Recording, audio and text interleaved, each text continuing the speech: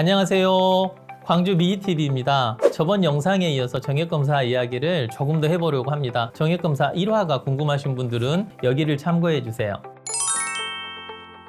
맞기도 하고 아니기도 합니다. 왜냐하면 세계보건기구 기준에 의해 4% 이상이면 임신이 가능하다. 즉 가임 능력이 있다라고 하는데 그보다는 높으면 높을수록 좋은 거죠. 임신 확률은 올라가기 때문에 이 4%를 아주 좋다라고 할 수는 없는 거죠. 반대로 4% 이하면 기형정자증이라고 하는데 어감이 영 좋지 않죠. 영어를 한국말로 번역하다 보니까 기형정자증이라 부르게 됐지만 이런 정자는 난자와 결합할 능력이 매우 낮고 결합이 되더라도 분열하다가 도태되어 버리기 때문에 차라리 이해하기 쉽게 무기능 정자 또는 결합과 분열이 어려운 정자라는 명칭이 정확하게 의미를 전달하기에 좋을 것 같습니다. 그리고 만약 4% 이하일 경우는 임신이 안 된다라기보다는 임신에 성공하는데 오래 걸리거나 병원의 도움을 받아서 시술 과정을 진행할 수 있다라는 그런 정도 의미로 받아들이시면 되겠습니다.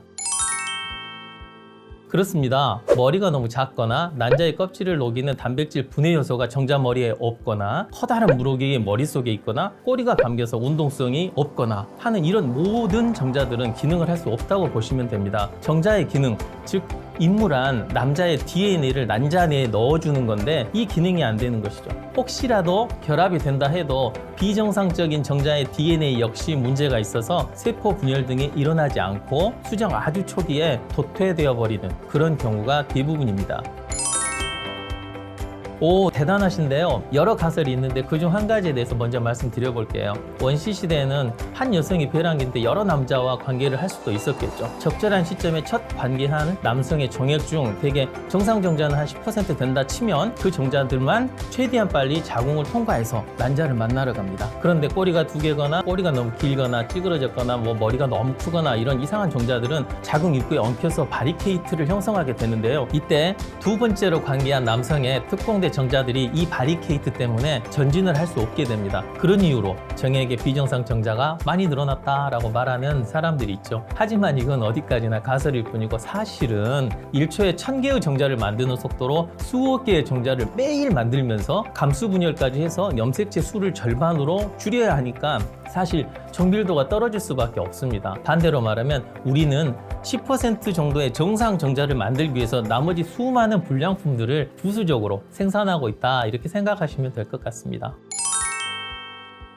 오늘의 질문 중 가장 중요하고 민감한 질문입니다. 예를 들어서 정액검사를 잘못해서 결과가 정상으로 나오거나 종합적인 판단은 하지 않고 문제가 있다라고 해버렸을 때 여러 문제가 생깁니다. 첫 번째로 잘못된 치료 방법을 선택하게 됩니다. 안 해도 될 시술을 하게 된다든지 적극적인 시도를 해야 하는데 시간만 보내게 된다든지 하는 그런 경우가 생기게 되죠. 두 번째로는 남편들에게 잘못된 신호를 보내게 될 수도 있습니다. 건강하다는데 뭘 더 고치려고 하겠습니까? 그냥 살던 대로 살게 되기 마련이죠. 그래서 운동이나 금주, 금연 등 건강을 위한 노력을 소홀히 할 가능성이 높아지게 됩니다. 마지막으로 이거 중요한 건데요. 아내에게 문제가 다 있는 것처럼 그렇게 되어버려서 아내분 심리적으로 상당히 힘들어지게 됩니다. 문제가 있으면 서로가 정확히 왜 임신이 안 되는지 어떤 노력을 해야 하는지 이해하는 것이 중요하겠죠.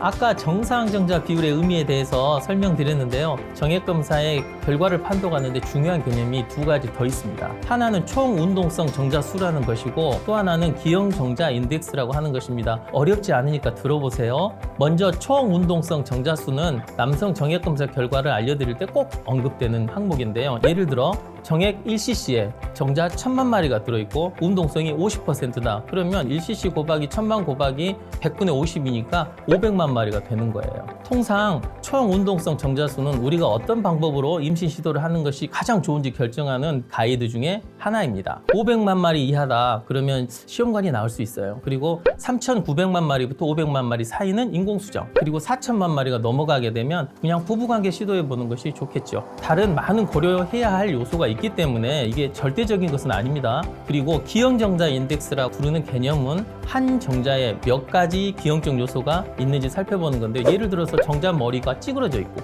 꼬리가 감겨 있다 그러면 2개니까 2점, 몸통까지 기형적인 요소가 있다 그러면 3점, 이렇게 평가하고 여러 정자들을 평가해서 2점 이상으로 나오면 같은 정액검사 결과를 하더라도 다소 더 안 좋다, 임신에 더 불리하다 이렇게 평가할 수가 있습니다.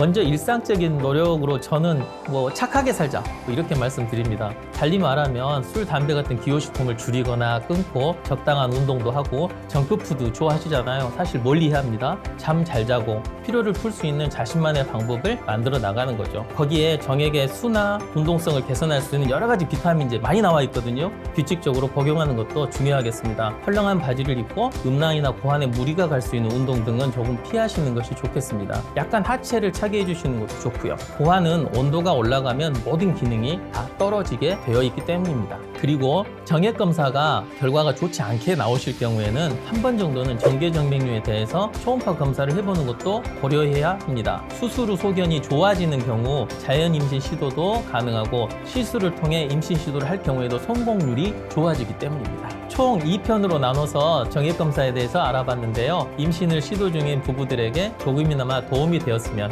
좋겠습니다. 그럼 다음 영상에서는 더 유익한 정보로 찾아뵙도록 하겠습니다. 감사합니다.